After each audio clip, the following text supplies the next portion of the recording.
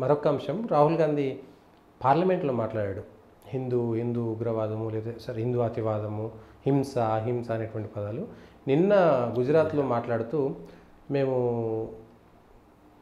ఫైజాబాద్లో అయోధ్యలో బీజేపీ గెలవకుండా అడ్డుకట్టవేశాం, రామాలయ ఉద్యమాన్ని ఓడించామనేటువంటి పదాన్ని వాడారు. ఈ అంశాలను ఎట్లా చూడొచ్చు అంటారు? అంటే దేశవ్యాప్తంగా ఈ ప్రభావం ఎట్లా ఉండబోతుంది అని. మొట్టమొదట అయోధ్య గురించి ఒక వాస్తవం చెప్పుకోవాలి. ఓకే అండి. అయోధ్య ఉద్యమం ప్రారంభమైన తర్వాత చాలా కాలం వరకు ఫైజాబాద్ లోక్సభ సీట్ సిపిఐ చేతిలో ఉండేది. ఓకే. ఈ రోజు నుంచి కాదు, అయోధ్య ఉద్యమము చాలా టాప్లో ఉండి అయోధ్యలో బాబరీ కట్టడము కూలిపోయే టైము వరకు కూడాను మిత్రసేన్ యాదవ్ అనేటటువంటి వ్యక్తి సిపిఐ తరఫున గెలుస్తూ వచ్చాడు. ఫస్ట్ థింగ్ ఇది చరిత్ర మనం వెళితే గుర్తుంచుకోవాలి. మిత్రసేన్ యాదవ్ తర్వాత ములాయం సింగ్ యాదవ్తో కలిసిపోయాడు. కలిసిపోయిన తర్వాత సిపిఐ అక్కడ కనుమరుగైపోయింది. సిపిఐ ఓట్లన్నీ కూడాను ఇటు షిఫ్ట్ అయినాయి. కాబట్టి మీరు బీజేపీ అక్కడ వరుసగా 2 సార్లు గెలిచింది 2014, 2019 మాత్రమే లల్లు సింగ్ గెలిచినటువంటి సీట్లవి. సో ఈ రకంగా చూసినట్లయితే అయోధ్యలో బీజేపీ గెలవడానికి అయోధ్య మూమెంట్కి సంబంధం లేదు. ఎందుకంటే అయోధ్య మూమెంట్ టాప్లో ఉన్న టైంలో అక్కడ సిపిఐ ఎమ్మెల్యే, కట్టడము కూలిపోయిన టైంలో అక్కడ ములాయం సింగ్ యాదవ్కి చెందినటువంటి మిత్రసేన్ యాదవ్ ఎమ్మెల్యే, మొత్తానికి నాన్ బీజేపీ. ఆ తరువాత కట్టడం కూలిన తర్వాత 4 బీజేపీ పాలిత రాష్ట్రాలను అధికారంలోంచి తొలగించి మళ్ళీ ఎన్నికలు జరిపినప్పుడు 3 రాష్ట్రాల్లో బీజేపీ ఓడిపోయింది. ఒక రాష్ట్రం రాజస్థాన్లోనే కూటమి మిత్రపక్షాల సాయంతో భైరవ్ సింగ్ షెకావత్ మళ్ళీ ముఖ్యమంత్రి అయ్యారు. దీని అర్థం ఏంటి? అయోధ్య ఉద్యమానికి పొలిటికల్ ఫార్చ్యూన్స్కి, రాజకీయ అవకాశాలకు దీనికి సంబంధం లేదు. ఇది మొట్టమొదట అర్థం చేసుకోవలసినటువంటి విషయం.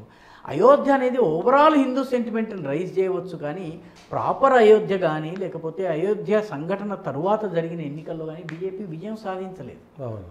ఇది కాబట్టి అయోధ్యకి బీజేపీ యొక్క ఓవరాల్ పర్ఫార్మెన్స్కి ముడిపెట్టడం ఏదైతే ఉందో అది సరైంది కాదు. ఇది విశ్లేషణ చేయడానికి చాలా అట్రాక్టివ్ పాయింట్ కానీ వాస్తవం కాదు. కానీ అంటే అయోధ్యలో మేము రామాలయ ఉద్యమాన్ని ఓడించామనేటువంటిది స్టేట్మెంట్ చెప్తున్నారు, ఇది చెప్పుకుంటున్నారు, అందులో సందేహం లేదు. రామాలయ ఉద్యమాన్ని అయోధ్యలోనూ ఓడించాము, అదేవిధంగా దేశం మొత్తం మీద రామాలయ ఉద్యమం సక్సెస్ఫుల్ కాకుండా మేము చూడటంలో మేము పనిచేశామని రాహుల్ గాంధీ గుజరాత్లో చెప్పారు. దీని అర్థం ఏంటంటే రానున్న రోజుల్లో రాహుల్ గాంధీ యొక్క నమ్మకము Hindu society votes can be divided on caste lines అన్నటువంటి సాహసము, నమ్మకం పెరుగుతోంది. ఓకే. ఈ రకమైన స్టేట్మెంట్ ధైర్యంగా ఎందుకు ఇస్తున్నారు? ఎందుకంటే ఇదే నాయకుడు ఒక 3 ఏళ్ల క్రితం వరకు మై జనేవుధారి బ్రాహ్మణ హూ, మై కౌండిన్య గోత్రక బ్రాహ్మణ హూ, మై కశ్మీరీ కౌల్ బ్రాహ్మణ్ హూ అని ఆ గుడికి వెళ్ళి బొట్టు పెట్టి ఈ గుడికి వెళ్ళి బొట్టు పెట్టినటువంటి నాయకుడు అన్ని గుళ్ళకి వెళ్ళి రాహుల్ గాంధీ, ప్రియాంక గాంధీ నదుల్లో మునిగారు, సోనియా గాంధీ నదుల్లో మునిగారు, అన్నీ చేసినటువంటి రాహుల్ గాంధీ ఈరోజు మేము అయోధ్య ఉద్యమాన్ని ఆపగలిగాము అన్నటువంటి స్టేట్మెంట్ ఇస్తున్నారంటే వాళ్ళకి నమ్మకం కలిగింది. నమ్మకం ఏంటంటే ఎస్, ముస్లిం, క్రైస్తవ, మిగతా minority, left, anti Modi votes అన్నీ మాకు పడతాయి, యాంటీ మోదీ ఓట్లకు మేము మాత్రమే కస్టోడియన్స్, దీనితో పాటు కులం ఆధారంగా హిందూ ఓట్లని డివైడ్ చేయొచ్చును అన్నటువంటి నమ్మకం పెరిగింది. హిందూ కులం ఆధారంగా మేము ఓట్లు విడగొట్టగలము. ఎందుకంటే రాజస్థాన్లో కులం ఆధారంగా జాట్ ఓటర్స్ బీజేపీకి వ్యతిరేకంగా వేశారు, వెస్టర్న్ యూపీలో జాట్ ఓటర్స్ వెనక్కి వెళ్ళారు, బీజేపీకి ఓటు వేయలేదు.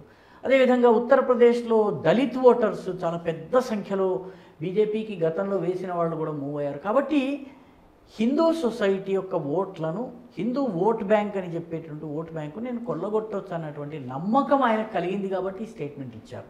ఓకే. హిందూ ఓట్లని కులం ఆధారం, హిందూ ఓట్లని చీల్చగలిగే ఏకైక ఆధారం కులం, అంతే. కాబట్టి రాబోయే రోజుల్లో కులపరమైనటువంటి ఇష్యూలు కాంగ్రెస్ పార్టీ ఎక్కువగా తెర మీదకి తీసుకొస్తుంది. కాస్ట్ సెన్సస్ రాబోతున్నాయి, కుల ఘర్షణలు రాబోతున్నాయి, కులాలకు సంబంధించినటువంటి రిజర్వేషన్ అంశాలు రోడ్ల మీదకి వచ్చి ఉద్యమాలు చేయటం జరుగుతుంది. ఆ తర్వాత ఈ ఈ ప్రభుత్వం తీసుకున్న చర్యల వల్ల ఈ కమ్యూనిటీకి నష్టం జరిగింది.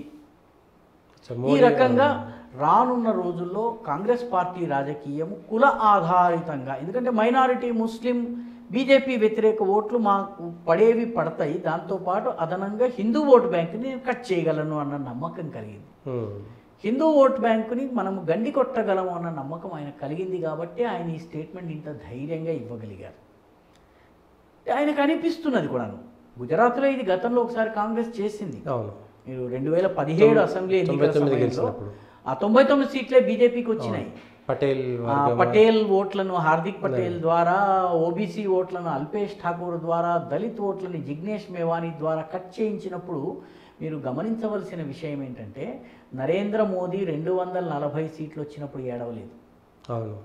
గుజరాత్లో 99 సీట్లు వచ్చినప్పుడు ఆయన కన్నీరు పెట్టుకున్నారు. గొంతు ఆయనది పూర్తిగా బొంగురుపోయింది మాట్లాడుతున్నప్పుడు, విక్టరీ ర్యాలీలో మాట్లాడుతున్నప్పుడు. ఎందుకంటే కులం ఆధారంగా ఓట్లు అక్కడ చీలినాయి. అవును. కాబట్టి రాబోయే రోజుల్లో కుల రాజకీయాలను కాంగ్రెస్ చాలా పెద్ద ఎత్తున తీసుకుని రాబోతోంది. పెద్ద ఎత్తున కాస్ట్ సెన్సస్కి సంబంధించిన అంశాలను ప్రజల్లోకి తీసుకొస్తుంది. అధికారంలో ఉన్నటువంటి 3 రాష్ట్రాల్లో కాస్ట్ సెన్సస్ తీసుకొచ్చే అవకాశం లేదు. కానీ కాస్ట్ సెన్సస్ని ఒక టాకింగ్ పాయింట్గా కాంగ్రెస్ చేయవచ్చును, కుల రాజకీయాలు చేయవచ్చును, చిన్న చిన్న కులాలకు చెందిన నాయకుల్ని ప్రమోట్ చేయవచ్చును.